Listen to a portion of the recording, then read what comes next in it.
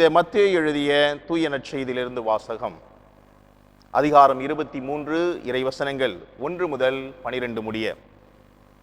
அக்காலத்தில் இயேசு மக்கள் கூட்டத்தையும் தம் சீடரையும் பார்த்து கூறியது: மறைநூல் அறிஞரும் பரிசேயரும் மோசேயின் அதிகாரத்தை கொண்டிருக்கின்றனர்.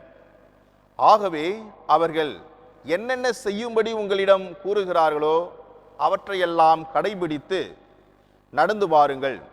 ஆனால் அவர்கள் செய்வது போல் நீங்கள் செய்யாதீர்கள். ஏனெனில் அவர்கள் சொல்வார்கள், செயலில் காட்ட மாட்டார்கள்.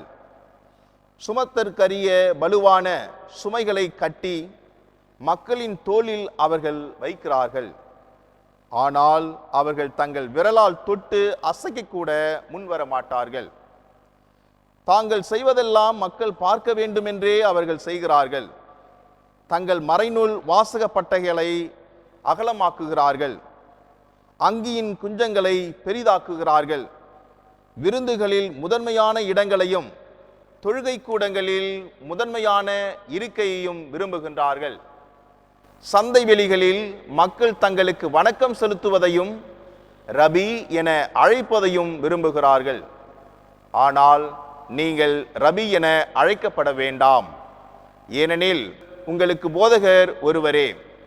நீங்கள் யாவரும் சகோதரர் சகோதரிகள்.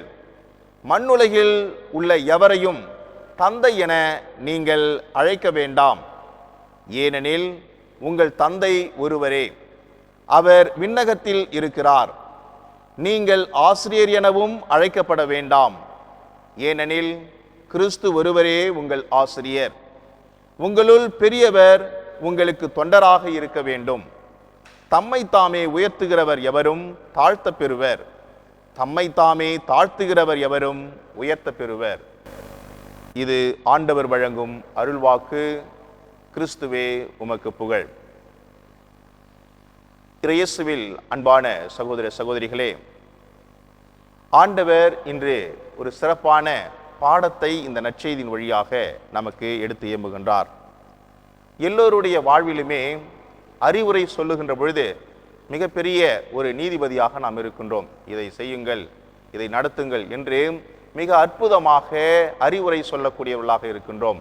ஆனால் அந்த அறிவுரையை நாம் பின்பற்றுவோமா என்பது மிக ஒரு கேள்விக்குறியாக இருக்கின்றது. அந்த அடிப்படையில் தான் இயேசு கிறிஸ்து வாழ்ந்த அந்த காலத்திலே இருந்த யூதர்கள், பெரியவர்கள், மறைநூல் அறிஞர்கள் எல்லாம் சட்டங்களை மிக அற்புதமாக போதிக்கக்கூடியவர்களாக இருக்கின்றார்கள். இந்த சட்டத்தை செய்ய வேண்டும், ஆலயத்திற்கு செல்ல வேண்டும், காணிக்கை செலுத்த வேண்டும் என்றெல்லாம் அவர்கள் அவர்கள் செயல்படுத்துகின்ற சட்டங்கள் மிக அற்புதமானதாக, இறைவனை நெருக்க பிடிக்கக்கூடியதாக இருந்தாலும் கூட அதை செயல் வடிவிலே அவர்கள் காட்டுகின்ற பொழுது அதை தவறிவிடுகின்றார்கள்.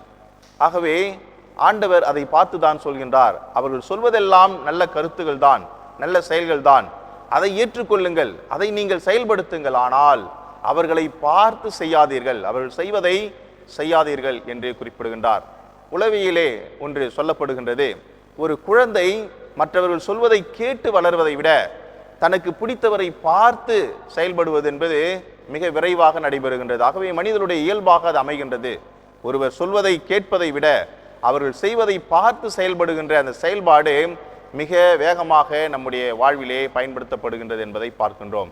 ஆனால் இயேசு கிறிஸ்து அந்த அளவிற்கு மக்கள் சொல்கின்ற எவரும் மிக சரியாக செய்வதில்லை. குறிப்பாக யூத சமுதாயத்திலே பார்க்கின்ற அந்த பெரியவர்களாக நினைக்கின்ற மறைநூல் வல்லுநர்கள். ஆகவே அவர்கள் சொல்வதை விட அவர்கள் சொல்லுகின்ற கருத்துக்கள் மிகவும் அற்புதமானது, அதை கடைபிடியுங்கள், ஆனால் அவருடைய செயல்களை நீங்கள் கடைபிடிக்க வேண்டாம் என்பதை ஒரு பாடமாக நமக்கு சொல்கின்றார். ஆகவே ஆண்டவருடைய பாடத்தை ஏற்று நடக்கின்ற நாமும் நம்முடைய வாழ்விலே மிக அற்புதமானவர்களாக இருப்போம். ஆண்டவர் சொல்வதை செய்ய வேண்டும், ஆண்டவர் செய்ததை செய்ய வேண்டும். இதுதான் நம்முடைய வாழ்விலே ஒரு மிக மகிமையான ஒரு இடத்திற்கு அழைத்து செல்லும் என்பதை இன்றைய இந்த நற்செய்தியின் பாடம் நமக்கு எடுத்து இயம்புகின்றது. ஆகவே ஆண்டவர் சொல்வதை, ஆண்டவர் செய்வதை நம் வாழ்வில் செய்வோம். அவருக்குரிய அன்பு பிள்ளைகளாக இருப்போம். ஆமென்.